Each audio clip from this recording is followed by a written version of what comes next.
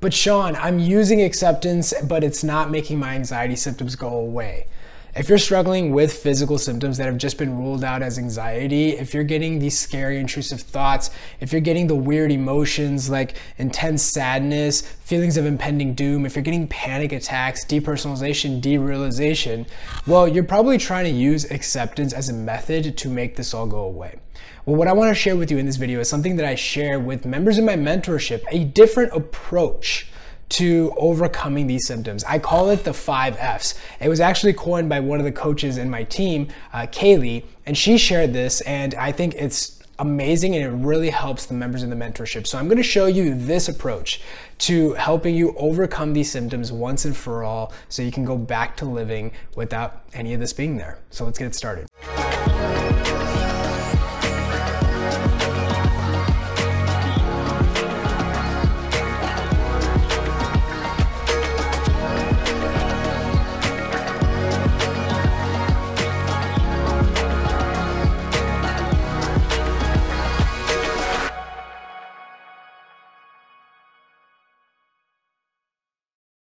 So before I fell into the anxiety trap, I had this go-getter mentality. I had this attitude of never settle, always improve, always try to focus on the best thing. You know, if you're not satisfied with your life, well then work at whatever you want. And it really served me. It really helped me in different avenues in life. And when I fell into this cycle, I was told to just accept your anxiety. And I felt like that was so different for me. I was like, but I can't accept my quality of life being like this. When I was told to accept it, it felt like I was being told, hey, just deal with it. Just deal with your anxiety. And that was never a satisfactory answer for me. That was never something that I wanted. I wanted these symptoms gone. I felt like I had such a full life and I wanted to experience life to the fullest that I didn't want these symptoms to be holding me back. And so I was told acceptance for my anxiety back in the day. And I tried it for a day or two and it didn't work. And then I went back into fix-it mode. Then I went back into, okay, well, maybe I can do this. Maybe I can do that. And I tried all these different things. And each time I would try something and it didn't work, well, then I'd get really discouraged. And I would say, oh man, this is going to be my life forever. Why did this happen to me? Why did anxiety choose me? I didn't do anything wrong to anybody.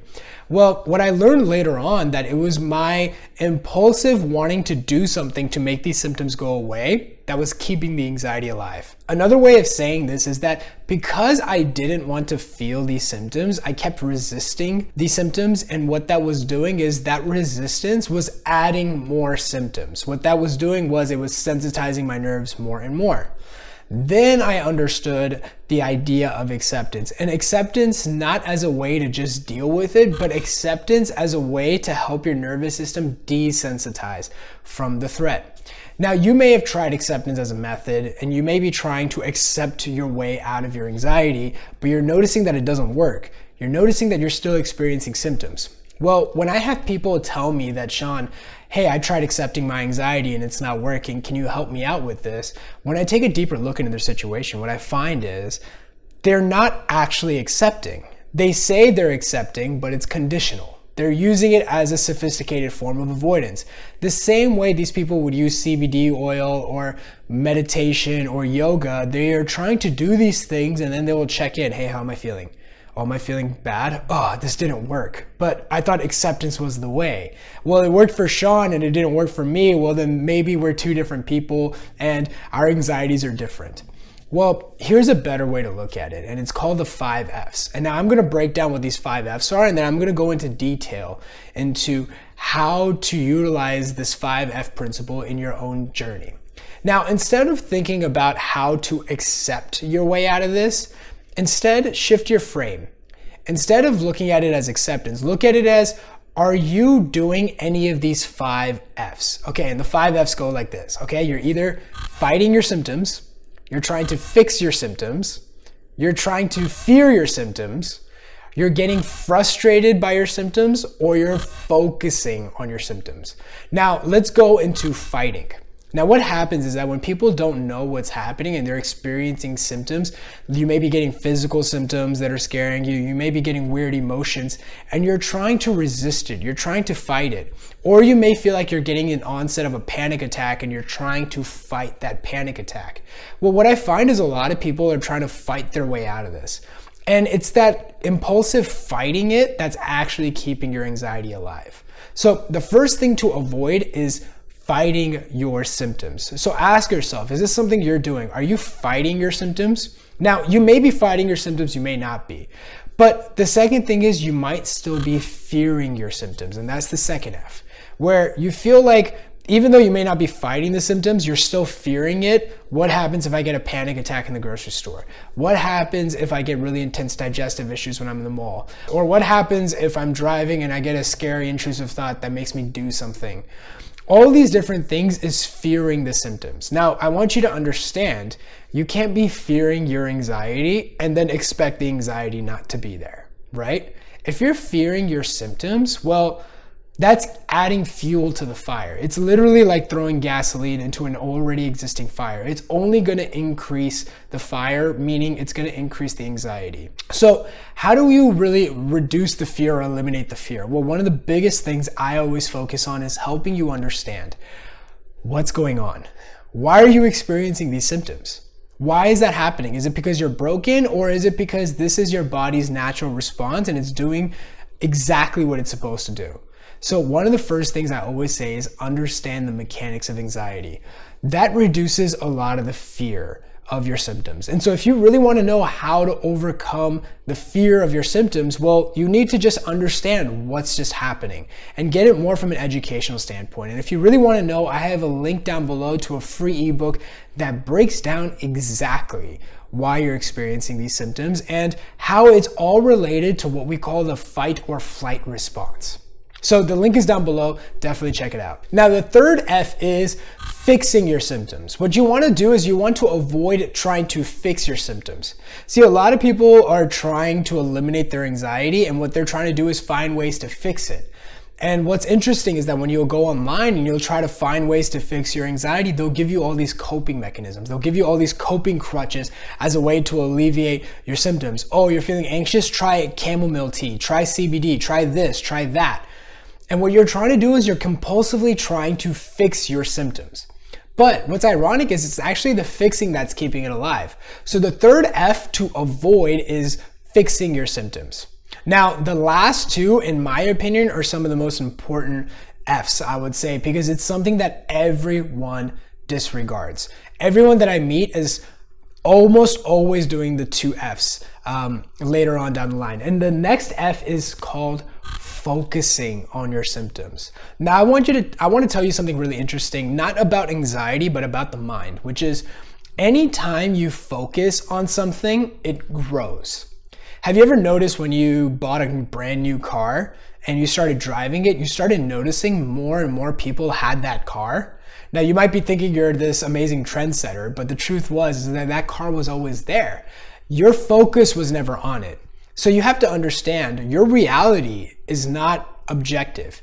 Your reality is based on what you focus on. So if you're hyper focused on something, it grows. Now, why is this important? Well, a lot of people that are struggling with anxiety symptoms, and that can be any of the symptoms I mentioned for you, the physical symptoms, the DPDR, the intrusive thoughts, the panic attacks, the weird emotions, 5 really, if you include panic attacks. Well, what you will find is that you're always focused on it. You're hyper focused on it. Now, what happens when you focus on a symptom? It grows, it magnifies. A symptom that may not be so uncomfortable all of a sudden becomes extremely uncomfortable for you because you're focused on it. And when you focus on it, it grows. So the fourth F to avoid doing is focusing on it.